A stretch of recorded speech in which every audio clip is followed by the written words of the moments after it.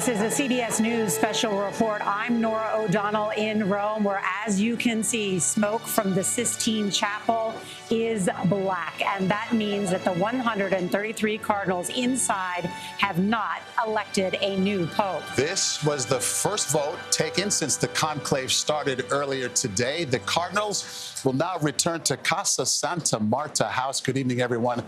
From Rome, I'm Maurice DuBois. It has been an evening, an afternoon of watching and waiting. Here we are in the most advanced technological time in history, and the whole world is staring at a chimney for hours. That's right. Waiting for smoke, and it finally came. And I mean, look at this crowd, and this went much longer than anyone expected. Let's bring in Monsignor Anthony Figueiredo and Delia Gallagher, who covers the Vatican as a reporter. Great to have both of you. Monsignor, we were wondering whether something had gone wrong. This went very long. We need to remember that both the last two pontiffs were elected on the second day. That makes tomorrow even more important. There's going to be a lot of prayer, a lot of maneuvering this evening in order to suss out those top candidates, the leaders in this conclave. So, Delia, 3 hours for this whole thing to go. Does this seem about right, or too long, or I too think short? it might be about right. We'll be able to double check that tomorrow, because we've got more candidates now that are in there trying to get their votes in, and probably the black spoke what we expected tonight. All right. Well, it is 9 o'clock, and no doubt the Cardinals are probably hungry and ready for dinner. They have an early start tomorrow. And tired, too. That's right. Once again, black smoke from the Sistine Chapel, signaling to the world no pope has been elected. The 133 voting Cardinals will resume bright and early tomorrow. Our coverage will continue on CBS News 24/7, your local news, and tonight on the CBS Evening News. This has been a special report for CBS News. Alongside Norah O'Donnell, I'm Maurice DuBois in Rome. Do have a good afternoon.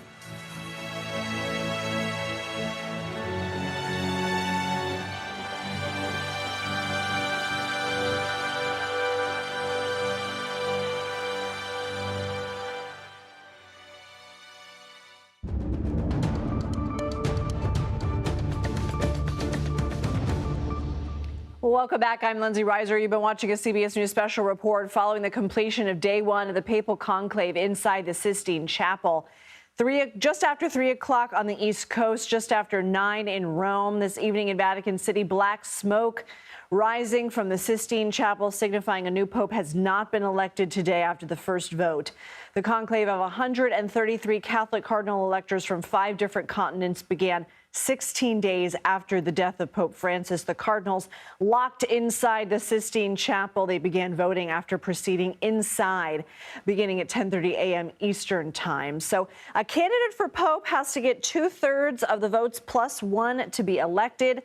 The last 3 popes have been elected in 2 or 3 days, making tomorrow all the more crucial. And I'm told by our producer, who is on the ground there in the square, saying that black smoke is still being emitted. Let's go ahead and go to CBS News papal contributor Candida Moss now on the phone. She is also an Edward Cadbury Professor of Theology at the University of Birmingham in the UK. Candida, good to talk to you.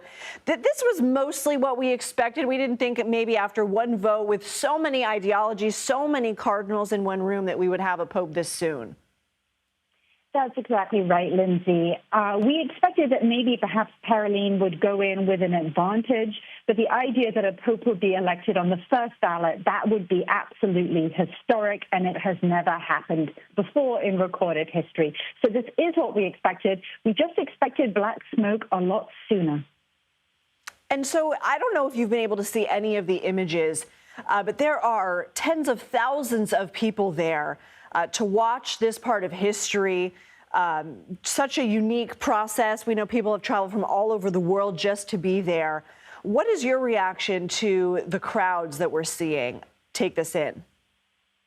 Well, the crowds are both a tribute to Pope Francis in the way that he's really re-energized the church and welcomed people back in, and also a kind of sign of hope for the future. One of the reasons people gather there is precisely because of the very tangible quality of the smoke that we can see emitting over the Sistine Chapel. It makes people feel included in a process that is very guarded and secretive. And so you had mentioned one of the popefuls, Cardinal Pietro Parolin of Italy. Can you go through some of the others that we will be watching. I know Cardinal Tagle of the Philippines is one. Cardinal Pizzaballa of Italy, also another. Can you talk about who are some of the biggest names that you're watching? Yeah, so Cardinal Tagle, who was also someone we were talking about in the 2013 conclave from the Philippines, he is someone we think of as more liberal. He's called the Francis of Asia, and he's someone who we could see really taking on board the Francis mantle. People have also talked about Matteo Zuppi of Bologna, who similarly has been really interested in outreach to the poor, and they've spoken a great deal about the conservative Peter Erdo from Hungary and the similarly conservative African cardinals Peter Turkson, Robert Serra, and Fridolin Abongo Bazungo. Now, in the special report, we did hear the Monsignor talk about the maneuvering that might take place after this, and it looks as though the smoke has stopped emitting there from the chimney in the Sistine as I'm watching these live pictures along with you. But the Monsignor had said that there could be some maneuvering to suss out what's happening. We obviously don't know the way the votes went. Those of us who saw the motion picture conclave can have an idea of what the maneuvering looks like. But do you agree that there will be some discussion, maybe some sidebars that take place inside the Sistine or the Casa Santa Marta tonight?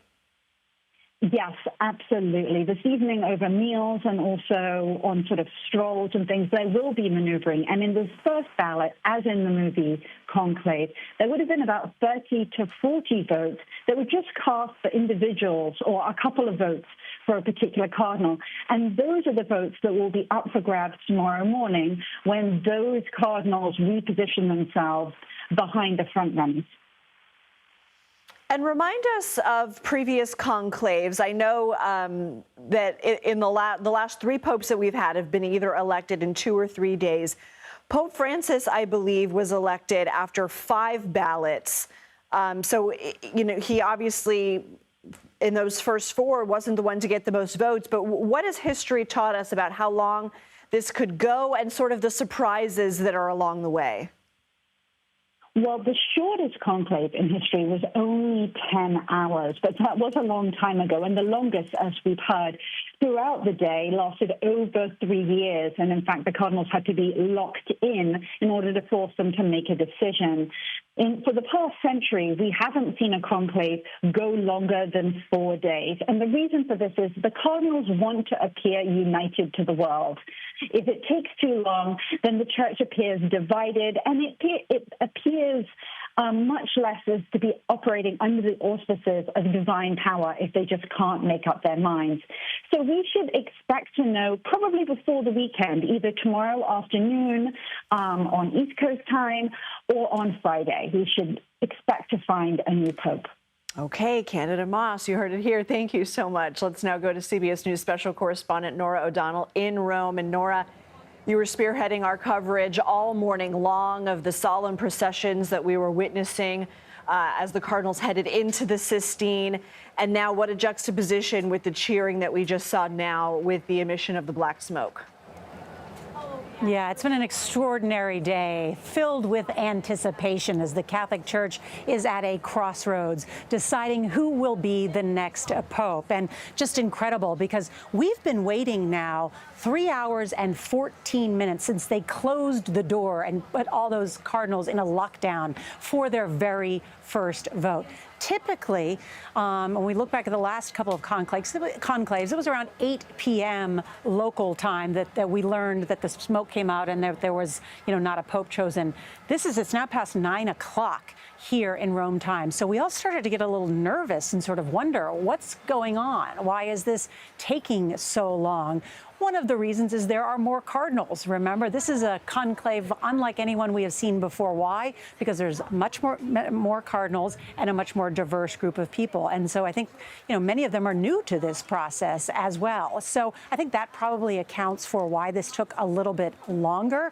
But as soon as that black smoke came out, the 45,000 people that were in St. Peter's Square reacted, and they've been waiting along with us. We're on top of a convent, and the nuns are all up here as well, trying to get a sense of whether a pope would be elected tonight. But so the other thing people are thinking about right now, too, is You know, the average age of these cardinals is over 60 years old, and it's 9 o'clock, so they're likely tired. They're likely ready to have some dinner, and they've got a long day tomorrow where they have to be back in session at 9:15 a.m. local. I was going to ask you more about the logistics because I heard you and Maurice talking about how they must be hungry, and I was hearing some of your coverage this morning. I don't know if the basic pasta is tonight. I mean, curious minds want to know. It's not just that I'm pregnant and have food on the brain, but what are the logistics now about what the rest of their night looks like? And so 9:15 in the morning, you said Eastern time, so that's 3:15 in the morning that they start tomorrow? No, 9:15 local time. Okay. So I'm living on local, Rome time here. And hey, just like you, I think we're hungry too. It's 9 o'clock. It's past dinner time for us too. So I can only imagine how those Cardinals feel. But yes, so again, it's 9 p.m. Here in Rome. So they've got to get back to the Casa Santa Marta, which is the guest house where many of them are staying. They will have dinner tonight. There will likely be some conversation. And then, of course, they're going to try and get some rest. And they are scheduled to start again inside the Sistine Chapel at 9:15 a.m. local time. And they've got to have 2 votes in the morning before they are expected to break around 12:30 local time. And then they have a break from about 12:30 local time till 3:45. And then again, 2 votes after that because they want to get in 4 votes tomorrow. And I heard you mentioning earlier, of course, Pope Francis was elected after 5 votes. So tomorrow could be a very big day, not only the voting, but of course, then the waiting that then happens, the crowds that build in St. Peter's Square. Then, of course, when the Pope is announced and appears in that loggia, that balcony right there in St. Peter's Square. I was here 12 years ago when Pope Francis was chosen, and it's the most incredible thing in the world. It's like nothing I've ever witnessed. You know, people just cheering. The bells in all the churches in Rome are ringing. And so you can already sense that a lot of people have made trips here and they're anticipating. But tomorrow's going to be a big day. And no doubt many of those involved are tired. You had mentioned just the sheer number of cardinals and how that's making the process different this time around. But what about the diversity in geography of where these cardinals are representing and the ideological diversity as well? It's a great question. 133 cardinals are voting inside the Sistine Chapel. It is the largest and most diverse group of cardinals. Traditionally, the Europeans have accounted for more than half of those electors. For the first time ever, it's less than half. Why? Because the number of cardinals is growing in Africa and in Asia. And so they have larger voting blocks. And also because the number of Catholics in those parts of the world are growing. That's why there's been some speculation that just as Pope Francis was the first pope from the Americas, from South America, that maybe we would see the first pope from Asia or the first pope from Africa. It's too soon to tell. Or you could have a return to the Italian pope, which has been the traditional type of pope. But I think largely what Pope Francis was trying to do is make sure that the church goes out to the peripheries, right? That the church grows. And so that's why he appointed so many cardinals and bishops. But we'll see now, because, and that's why I mentioned, I think, when we first started talking about the church being at a crossroads, because as many people are saying, what will this pope be able to do? Will it be continuity or change? Can it be both? How will the new Holy Father move the church forward? Will the new Holy Father be someone who is perhaps more calm, not as unpredictable as Pope Francis will be? But also, the church is shrinking. And of course, the finances are in trouble. There's a big piece in the Wall Street Journal about the finances at the Vatican and some of the concerns with that. So there's a lot on the future agenda for whoever becomes the next pope. I loved your interview with the cardinal from Canada who said it's not an either or, change or continuity. It's going to be both. But you also posted something fascinating on X in terms of the digital shield around the chapel. Can you go into that for us?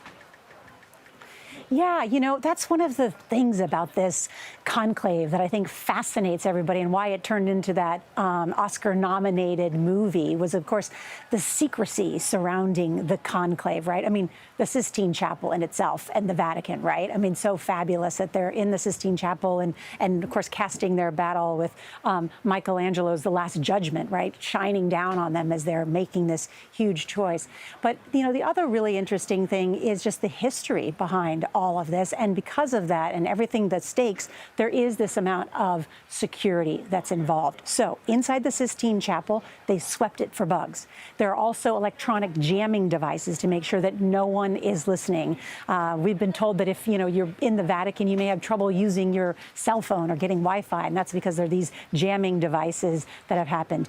Any of the staff that is around, including the security guards that are around the cardinals, yesterday they had to take this vow to secrecy. Today you saw on CBS News where the cardinals themselves were sworn to secrecy with this vote. They're not allowed to talk about it. And of course, this is the one other interesting thing. Before they went in there, before they began this whole process, they had to give up their phones. They had to give up any tablets, any watches. There's no television. They don't have access to newspapers. They don't have access to the radio. No communication with the outside world while they are still involved in this voting. They want them to be in a bubble.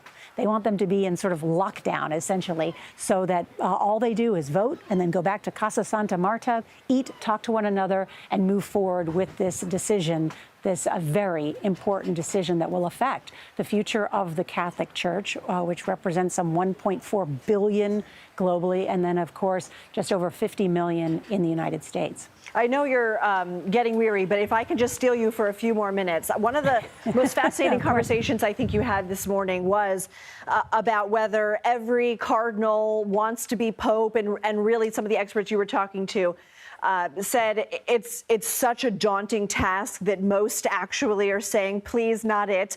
But in terms of everything that's considered, from, you were mentioning the finances, this is somebody who has to be the CEO of a Fortune 500 company, is what one of your experts was saying this morning. There are so many roles that this pope has to fill, and also inspiring the world, bringing more people back to the church, but also, fascinatingly, Norah, their age, because when we talk about some of the front runners, Cardinal Tagle, Cardinal Pizzaballa, they're in their 60s, and that's generally considered young for a pope.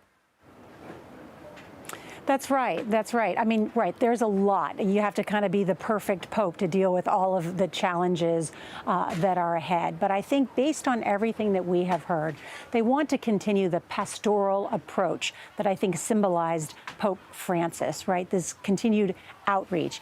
However, there seems to be an idea that they want someone who's perhaps a little bit more calm, a little bit more predictable. Something like that would favor the Secretary of State, Pietro Parolin, who's the number 2 at the Vatican, which I learned today.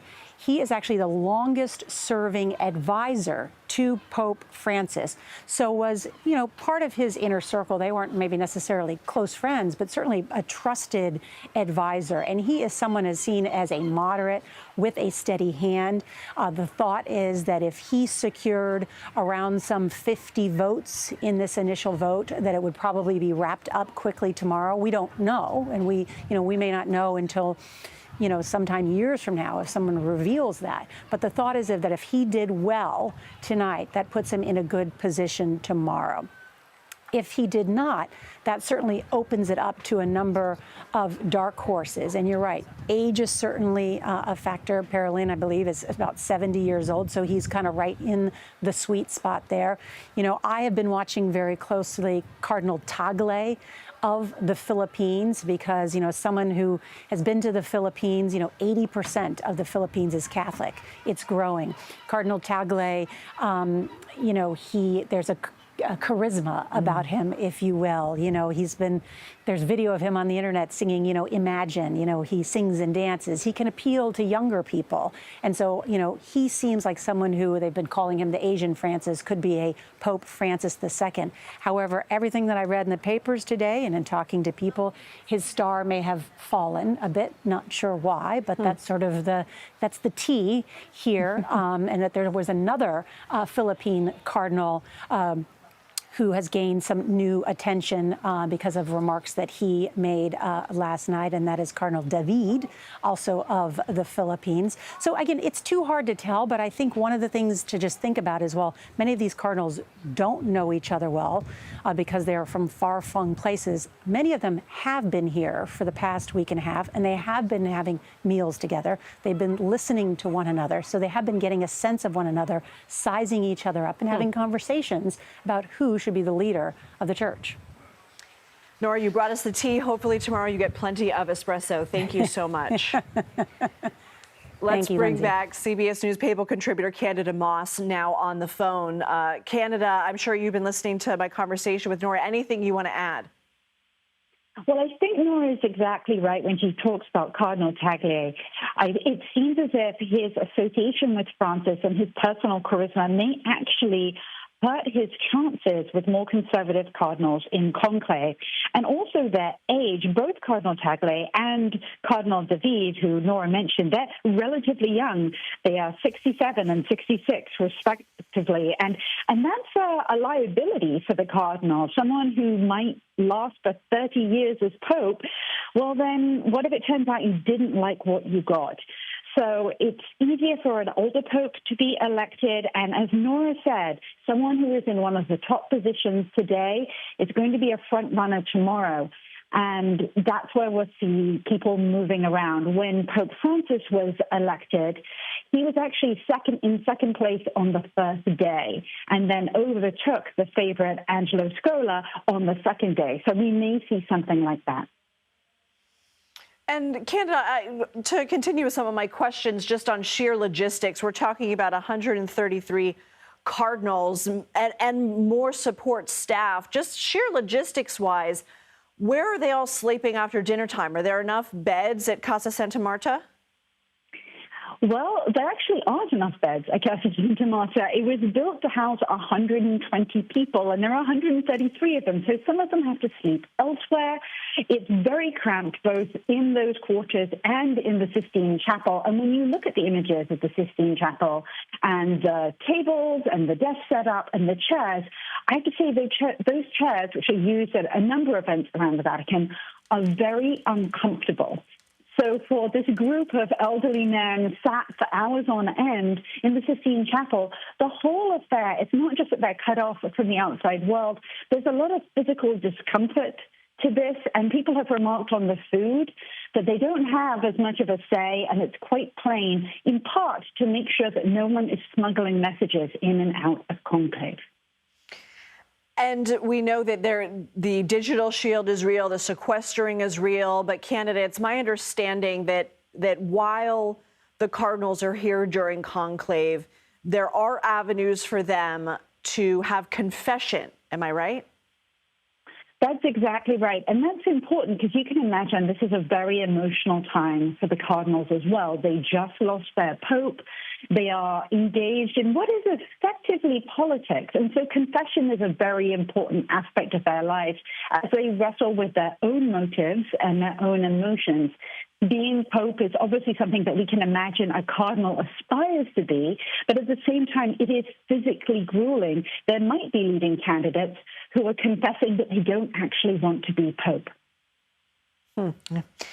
Candida, thank you so much. I do want to bring in CBS News Papal contributor Francis Rocca, who is in Rome.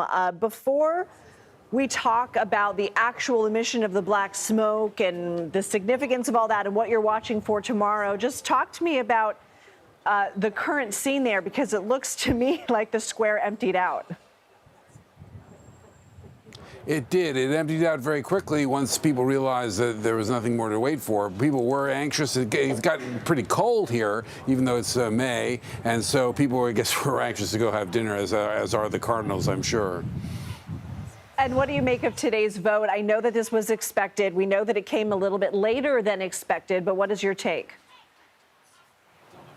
Well, I think people were puzzled and speculating wildly, and I was too, about why it was taking much longer, at least an hour longer than we thought. But I think it was that they have 133 Cardinals voting instead of 115 last time, and each person votes. It's not just flipping a lever, you know. It's a ceremony. So that explains the extra time. And as the first ballot is traditionally the time when you sort of see who the front runners are and try to assess. That's what a Cardinal told me yesterday. He said we won't really know where things stand until the first ballot. So this is the point of departure. But that doesn't mean we couldn't have a decision tomorrow. That's quite possible. Historically, that's been the case. And in so recent years. Norah told us 9:15 in the morning local time they will reconvene, and then there will be a 12:30 break. Is that correct? Right, and now if they elect someone in the first ballot tomorrow morning, we could get smoke at 10:30. If the smoke starts at that hour, we know that it's white, because they wouldn't. Otherwise, they'll wait till lunchtime. Yes, they'll have the break, then they'll come back in the afternoon, 2 more ballots. Are you expecting more crowds tomorrow, knowing that the last 3 popes have been elected in 2 or 3 days, knowing how significant tomorrow could be for this process? No, absolutely. I think that people will come out, especially since, you know, the weather's been pretty nice in general. As I said, it got chilly this evening, but people will come, absolutely, because, as you say, in the last couple of times it's happened in the second day.